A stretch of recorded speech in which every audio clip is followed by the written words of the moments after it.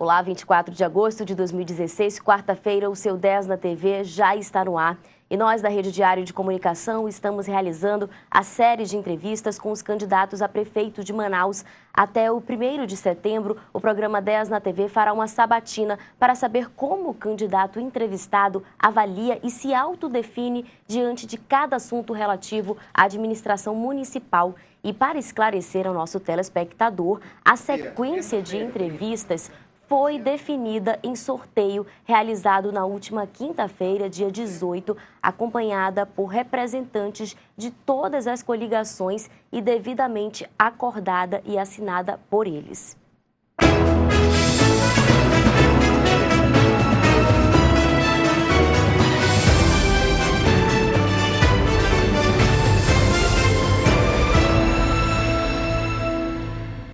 E o nosso terceiro entrevistado a vir ao programa é o candidato Henrique Oliveira, da coligação Para Manaus Vencer. Boa tarde, candidato. Boa tarde, Mona Lisa. Muito obrigado pela oportunidade que nós teremos a partir desse momento de entrar na casa das pessoas, entrar na vida das pessoas, dos manauaras, para falar sobre assuntos tão importantes que fazem parte das políticas públicas no município. Candidato, o senhor terá 20 minutos para responder todas as perguntas formuladas pela nossa produção e o cronômetro começa a contar a partir do início da sua primeira resposta. Para começar, por que o senhor quer ser o prefeito de Manaus?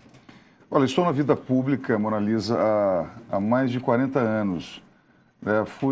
Exerci diversos cargos na política estudantil, fui secretário na Constituinte de 85, de 88, fui candidato 3 vezes aqui em Manaus, 2 a vereador e uma a deputado estadual, sem lograr êxito, sem conseguir me eleger. Depois, pelo esforço da persistência de correr atrás do sonho, nós conseguimos o mandato de vereador, sendo o vereador mais votado de Manaus, com 35 mil votos. Fui deputado federal, eleito por grande maioria dos manauaras, com 85 mil votos. Participei como deputado federal na Constituinte e na Comissão de Constituição e Justiça, como relator da prorrogação da Zona Franca de Manaus. Nós tivemos a avaliação do DIEESE, nos colocando como o 7º parlamentar mais atuante do Brasil. Então, o meu papel como deputado federal, nós honramos essas obrigações como parlamentares. Fui candidato a prefeito em 2012 e em 2010 na verdade, nós ficamos em 3º lugar na campanha para prefeito e a 1 ponto percentual apenas da Vanessa, que foi para o 2º turno. E naquele momento nós não conseguimos, nós apresentamos nossas propostas, como estamos fazendo novamente aqui, e nada do que foi proposto naquela época foi colocado em prática pelos, então, governantes desses 4 anos, né, o prefeito e o vice-prefeito. E é por isso que nós voltamos, depois desse tempo todo, depois de 4 anos, com as mesmas propostas, né, para o transporte coletivo, para a mobilidade urbana, para a segurança pública, para a área social, enfim. Existem muitas demandas que precisam ser colocadas à disposição da população e é por isso que nós estamos novamente pleiteando essa cadeira de prefeito. A partir de agora, nós vamos começar a sortear as perguntas aqui. A nossa primeira pergunta é sobre a execução do plano de governo. O senhor tem conhecimento, pelo menos aproximado, da realidade financeira da Prefeitura de Manaus e para evitar que, depois de eleito, não culpe a falta de dinheiro para ter feito o que prometeu? Olha, a arrecadação da Prefeitura ela cresceu muito nas últimas administrações. Hoje, chegamos à casa praticamente de 5 bilhões de reais. Fora os empréstimos, por exemplo, um empréstimo que foi adquirido agora de 500 milhões de reais, que vai ter uma carência de 10 anos, mas que daqui a 10 anos começará a ser pago pelos manauaras, né, pelo prefeito que estiver em exercício daqui a 10 anos. existem reclamações muito grandes por parte do atual prefeito de que recebeu muito menos, que não foi privilegiado pelas verbas do governo federal, e isso não corresponde à verdade. O que eu posso te dizer é o seguinte, que tendo prioridades, né, não roubando, não deixando roubar, não desperdiçando e tendo prioridades realmente com as coisas públicas, tendo respeito pela coisa pública, vai sobrar dinheiro para se fazer muitos avanços. Avanços na mobilidade urbana, por exemplo. É importantíssimo que nós tenhamos definitivamente um plano de mobilidade urbana para a cidade de Manaus. Não adianta culpar porque chegam 5 mil carros, 6 mil carros que são licenciados por mês na capital amazonense, dizendo que isso é o grande viés da falta de mobilidade urbana. A gente precisa botar a inteligência, a informática a serviço da população. As ruas de Manaus hoje, existe uma balbúrdia muito grande, uma falta de sinalização.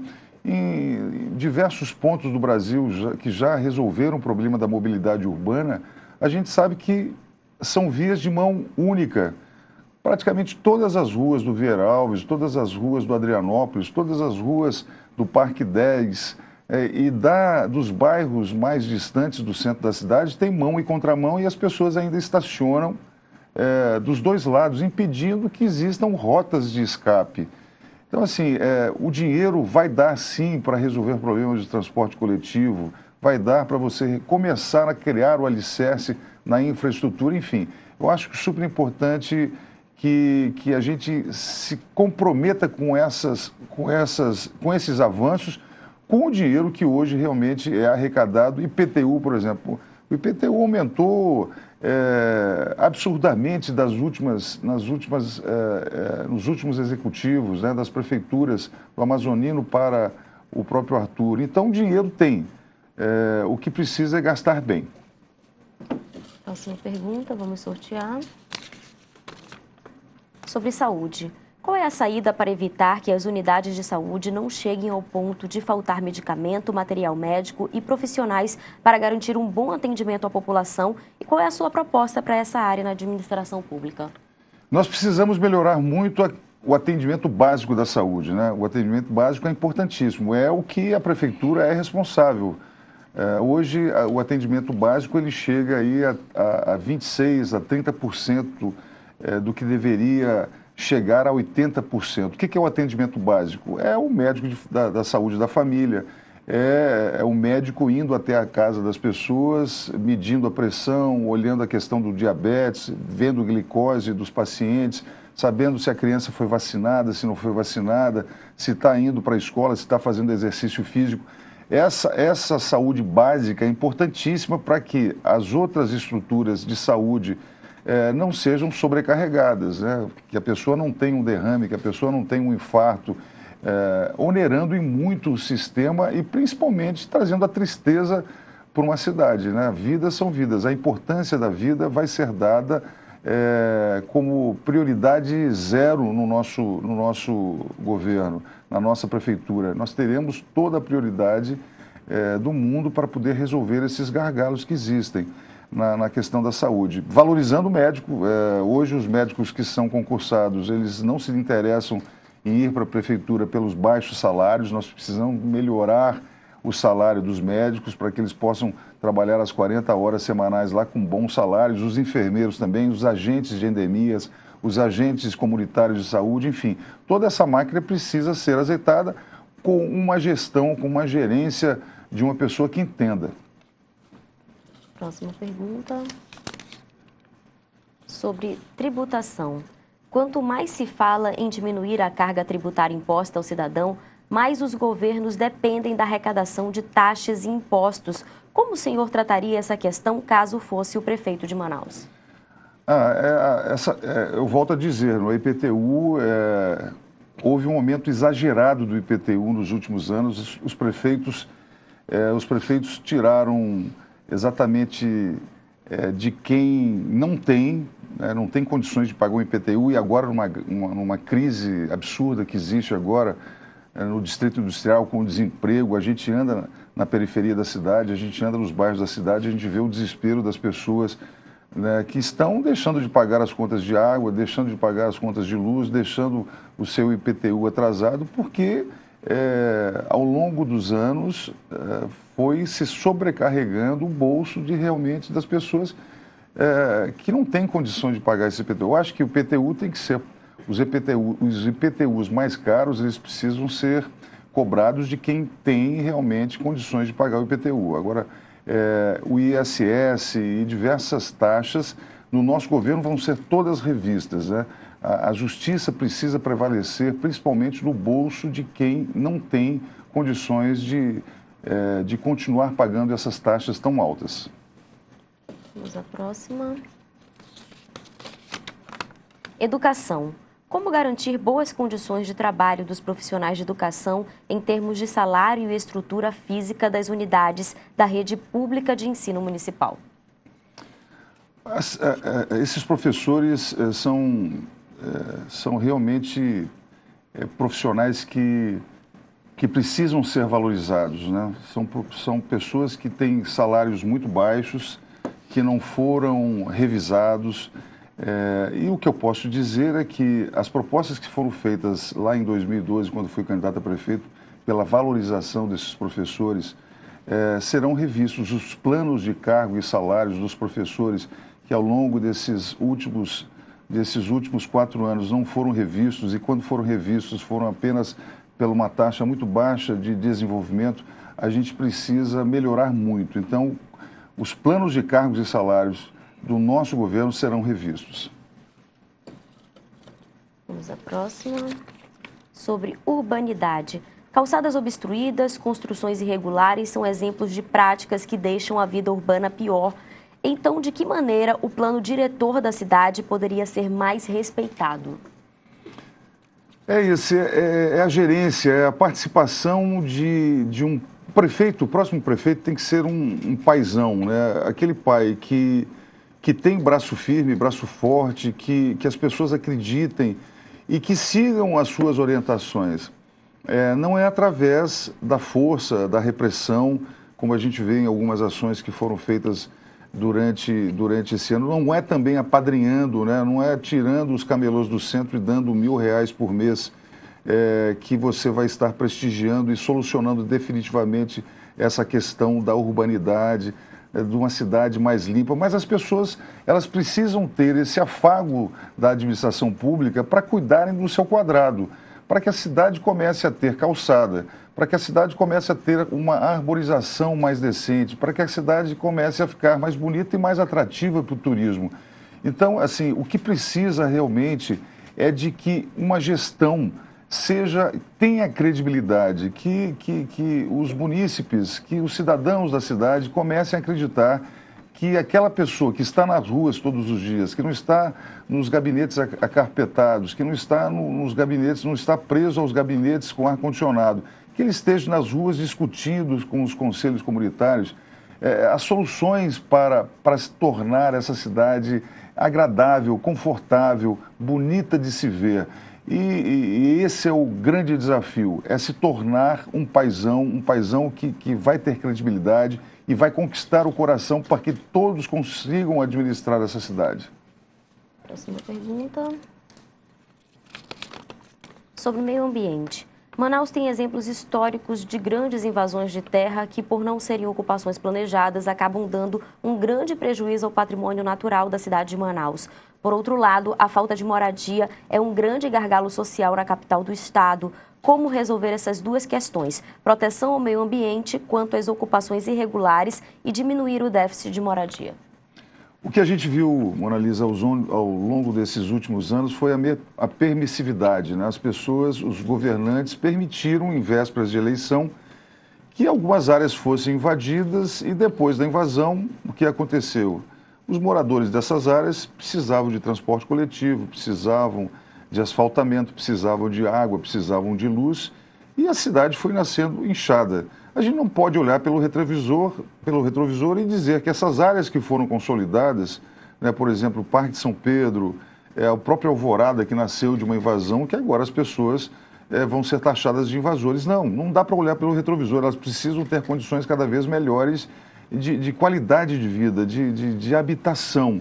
Agora, o que a gente vai fazer são criar grandes terrenos que já são de propriedade do próprio governo, do Estado e da Prefeitura, para lotear, criar loteamentos, já com arruamentos, criando avenidas, criando ruas, colocando aí locais definidos para hospitais, para também escolas, enfim, e doar esses terrenos para a construção. A pessoa vai construir, não vai ser uma invasão, e já com saneamento básico que, no viés da sua pergunta, é super importante, com o saneamento básico, com a rede de esgoto e com a rede também de água para o abastecimento dessas casas. Próxima pergunta sobre transporte público. O que é para o senhor um bom transporte público na cidade? Defina a sua ideia deste item que é tão importante para uma cidade do tamanho de Manaus. O transporte coletivo é velocidade, conforto, chegar na hora certa na parada, sair na hora certa da parada do terminal, chegar ao seu destino, à escola ou à casa do trabalhador, no menor espaço de tempo possível. Para quê? Para que esse cidadão que utiliza o transporte coletivo possa passar, ao invés de 3 horas na rua, dentro de um ônibus indo e vindo para casa, que possa passar pelo menos 1 hora a mais dentro do seu convívio com a família. Né? Isso é importantíssimo, ou praticando o esporte, ou convivendo com o seu filho, ou lendo um livro. E agora, esse desafio de dar essa velocidade ao transporte coletivo é através de ações, de intervenções no trânsito, na mobilidade urbana, como eu te falei, criando mão e contramão, criando sentido único, tirando carros de passeio dessas principais vias aonde circulam os ônibus, fazendo faixas exclusivas, enfim. A gente chegou ao século XXI, o homem chegou à Lua há mais de 40 anos atrás e a gente não consegue resolver problemas que o resto das capitais brasileiras já resolveram. Vamos à próxima pergunta. Sobre economia. O que a Prefeitura pode fazer para aumentar a oferta de emprego e diminuir a taxa de desocupação da cidade em todos os setores? Esse é um desafio muito grande, gerar renda, gerar receita, gerar emprego para os habitantes de Manaus. A Prefeitura de Manaus não pode ser apenas um arrecadador e depois transformar essa arrecadação em transporte coletivo, em água para as populações que precisam, principalmente do abastecimento que não tem poço artesiano, né, para a segurança pública. Ele precisa ser muito mais do que isso, ele precisa ser um agente catalisador de oportunidades. A gente precisa fazer, através de ações juntos ao Distrito Industrial, formando também junto ao SESI, ao SESC, ao SENAC, com grandes ações para poder qualificar a mão de obra de Manaus e dar oportunidade dentro desse grande município que hoje gera consumo de 2 milhões de habitantes. Né? Nós não temos uma fábrica de sabão, nós não temos uma fábrica de macarrão.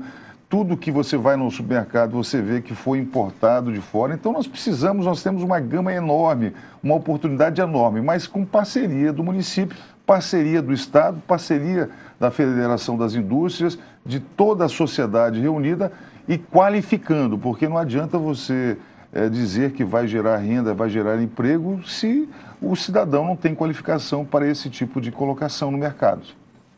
A próxima pergunta sobre transparência. Como o senhor pretende dispor para o cidadão as informações previstas pelas leis de transparência na administração pública e onde o cidadão vai poder encontrar essas informações? Olha, nós vamos ter uma ouvidoria muito forte, né, para ouvir essas reclamações, para ouvir, inclusive, esse desabafo do que está sendo necessário para que exista mais transparência nas nossas ações. As nossas ações não vão ser avaliadas apenas pelo TCE no final de um ano ou pela Câmara no final de um mandato. Nós vamos ter no dia a dia quem comprou, quem vendeu, quanto custou, para onde foi comprado. Enfim, essa transparência é super importante e por isso que a gente fica muito feliz de que o eleitor vai avaliar de uma forma muito diferenciada a nossa eleição, porque nós não estamos atrelado a grupos que governaram esse estado e essa prefeitura durante os últimos 20 anos, né? Hoje a minha coligação é Solidariedade, a minha coligação é junto com o PRTB e junto com o PMB e sem nenhum desses figurões aí que dominam as compras e vendas do município. Então a transparência vai ser total. Candidato, nós temos um pouco mais de 19 minutos, então, para a gente terminar, eu gostaria que esses últimos minutos finais o senhor fizesse suas considerações. Olha, eu quero agradecer, muito obrigado pela participação, obrigado a todos que nos assistiram até esse momento. Quero dizer que nós somos uma oportunidade nova, uma oportunidade de realmente de não ter atrelamento com os grupos que estão governando. Nós vimos aí uma coligação do atual prefeito com um inimigo visceral, um inimigo mortal, histórico dele. Do outro lado, um candidato que, se você for acessar o YouTube, é completamente hostil ao grupo que hoje o apoia. Então, nós temos uma coerência. A nossa convivência, a nossa coligação é a coligação com o povo. E eu queria muito que no dia 2 de outubro, você, depois de ter avaliado todas as nossas propostas, você votasse no 77. Muito obrigado. Eu conversei com o candidato Henrique Oliveira, da coligação Pra Manaus Vencer. Muito obrigada pela sua presença. Muito obrigado, Mona Lisa. Um grande abraço, uma boa tarde.